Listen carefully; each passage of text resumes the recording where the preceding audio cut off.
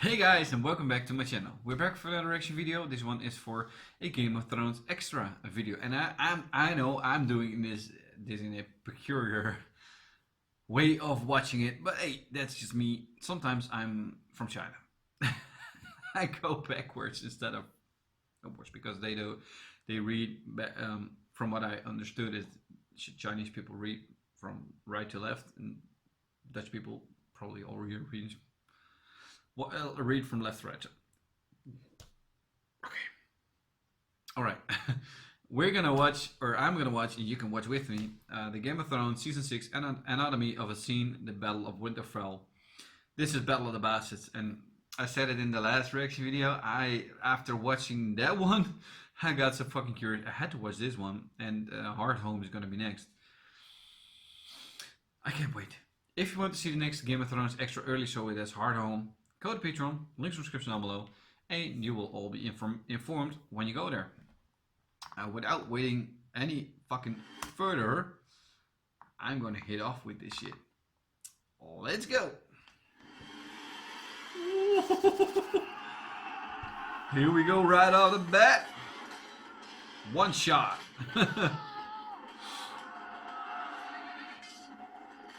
Clunk.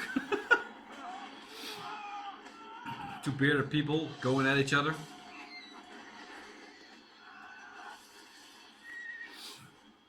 Anatomy of a Scene, the Battle of Winterfell. So it's a Battle of the Bastards. As soon as we wrote episode 9, we knew that it was going to have to operate on a scale that we've never operated before. True. We'd had a number of nighttime battles, we've had a number of sieges, but this is the first pitched battle, or at least the first large pitched battle.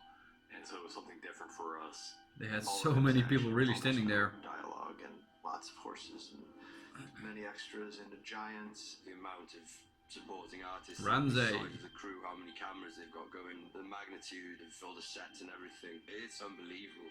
It was hard. It was a long, Kit, hey dude, how you doing? slog. Luckily we got Miguel Sapochnik back, who was our maestro from Hard Home in Season 5. That was basically a massacre. This is a battle. This is the story of a battle. We've never done that before. They really wanted to kind of get into the mindset of what it would be Director like to be 8, in a 9, battle 9, like and that. 10. It was fluid all the way through. It morphed, it changed. But the most important thing all the way through is it can't just be a battle. If it's just a battle, the audience don't have stakes in it. You have to be following someone, and we decide to follow Jon.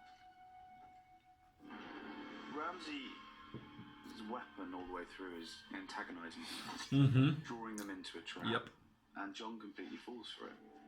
Because he's a man of honor. Ramsay's And a man of psychological manipulation, which sounds so worrisome about. He's kind of thought, oh, this guy's going to do something stupid and honourable because he's not going to be able to control himself, so I'll shoot his brother with a bow and arrow. There's no way he can't gallop towards his brother who is being shot at with arrows and try and save him.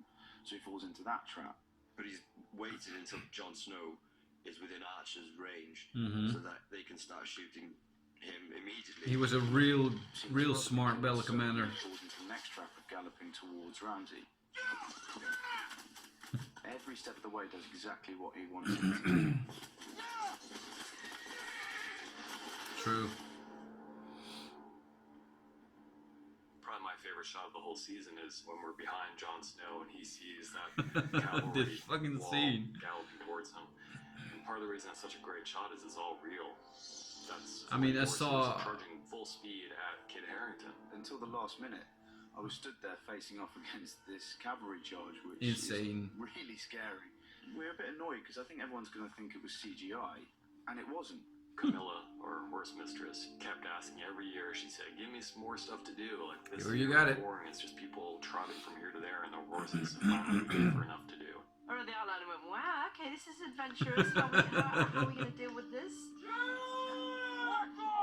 This is the biggest amount of horse requirement I've ever had on Game of Thrones. We flew Wow, over look at him, in May look at him trying to on the start white to horse. see how are we going to prep how many horses we're going to use.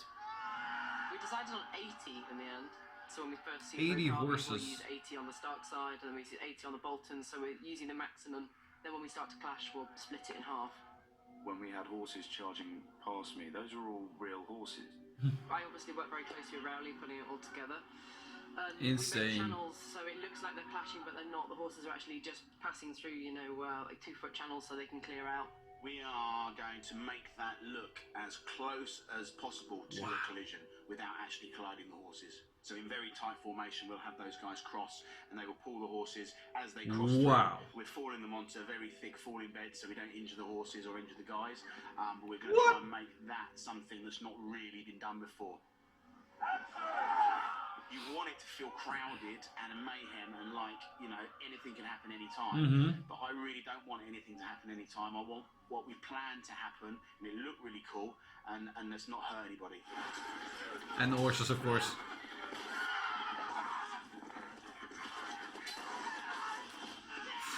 One shot, everybody. One shot. Across the field and follow the horses at the speed at which they're moving, and horses move really, really fast. You need a special rig, and the Russian arm is just such a fun machine to work with and gives you such dynamic shots. It's basically a camera tracking vehicle. It's a remote control arm that sits on a Land Rover in our case. Throughout the Battle of the Bastards, we had a number of tracking vehicles, one of which was the Vampire Bat with the Russian arm on it, on a muddy, slippery field over about 500 or 600 yards with very fast horses. That was the vehicle to chase them properly and get the results we wanted. They worked very well. The results were amazing. Follow your commander! I've been watching Nikki and Steven, their reaction to this episode. You should watch it. Steven is just like me. Really in love with these things. Infantry, 1-1, the giant is 1-1. Most of it would be photographed, but it also needed a lot of digital enhancement. Wow. You've got things happening that you can't shoot in any real way.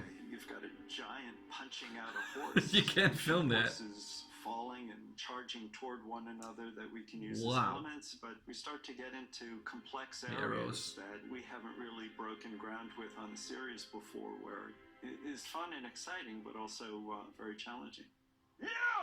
Loose! The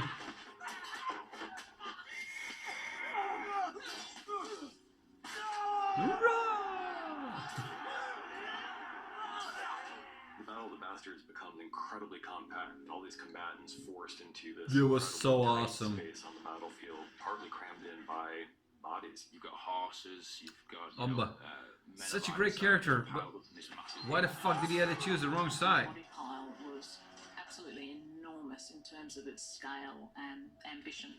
All of those prop bodies had to be dressed in the appropriate uniforms. We had to have the shields and the flags. How many hours? To dress the horses in their saddlery. How many fucking hours? Make sure that the correct sigil is on the horse.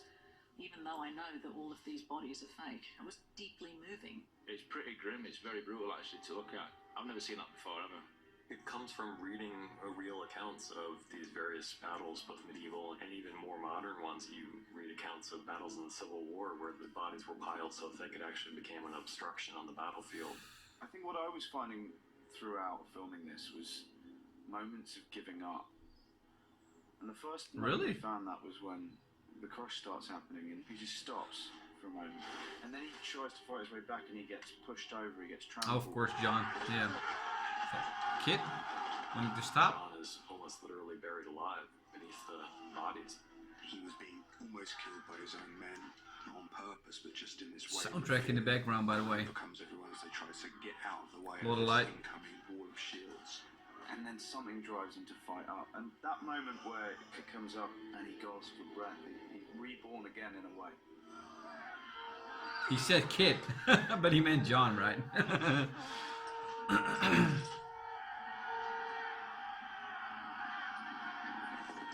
Oh, this was so awesome. It's the Knights, it's the Knights of the Veil train, bitches. Holy shit. Was that real? I wanted to see it that real. Place that really means so much watching the campaign Winterfell show. theme song. The episode is really about bringing Starks things and sword. home.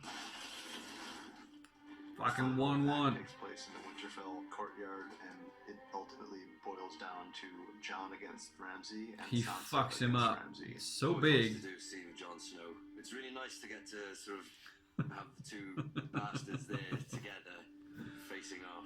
And I'm glad you fucking lost it. It's a horrible moment when you see your hero go a bit too far. The direction he gave to Kit was, it's not human anymore. He doesn't feel any sympathy, empathy for this guy.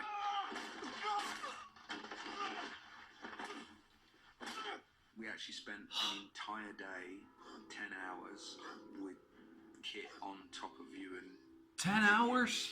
I just shot it from every angle I possibly could. 10 We wanted fucking to hours With that was beating him. the- I wanted to see that. bread. He's just flattening this person's face, and that's what's changed in Jon for me. A monster has risen in him a bit, which I think should be unsettling for the viewers.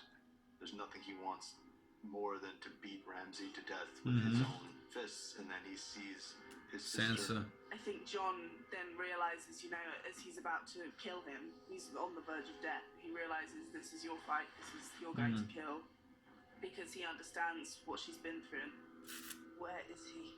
It's a very True. justified ending, so that Sansa has the power in the end. Your house will disappear. Your name Will disappear. All memory of you will disappear.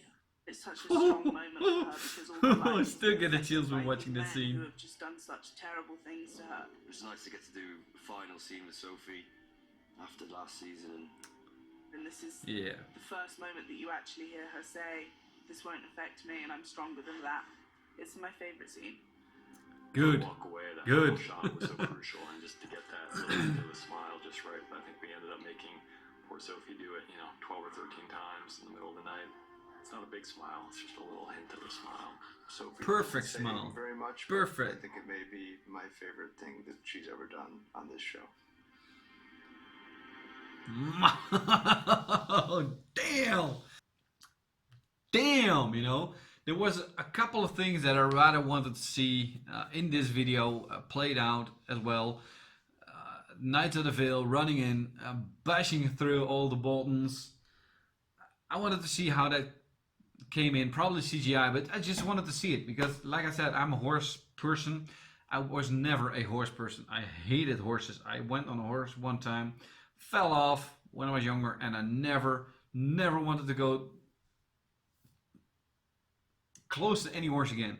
But since my daughter does horseback riding, my girlfriend does horseback riding, and I just had to try it, I came with her with them to the stables, watched those horses, showed how they showed me how relaxed they are and make you at ease and stuff like that, and I just had to go and try horseback riding again. So I fell in love with it. It's so relaxing, and besides the the very tight pants you have to wear, which I'm not a fan of, by the way. I'd rather have some the cowboy kind of pants, but I lost some weight and they're not on my weight size anymore, so I just switched to tight pants. Sorry. I really love it. I'm so in love with horseback riding. It relaxes. It's very intense. People who say horseback riding ain't a sport, you're wrong. You're goddamn wrong. Just go do it yourself and see how fucking hard it is. Just watch these videos and see what they literally are doing with horses. And we haven't actually seen how all these horses ran past Kit, Jon Snow, which was a good and subtle thing that they nagged in, I think. I'm not really sure, but at one moment he said Kit and it should have been Jon or something. I'm not sure if I'm even too paranoid about Game of Thrones trying to push things in and us people don't see it, or making it hard to see. But it's just amazing. I just love that episode so much. Like I said, I've been watching Nikki and Steven watching this episode as well as episode 10 of season 6. Go watch their channel, by the way. And every time I watch people watching this episode, the 609, this is my most favorite episode of the complete show. Why? Because Jon badgering Ramsay.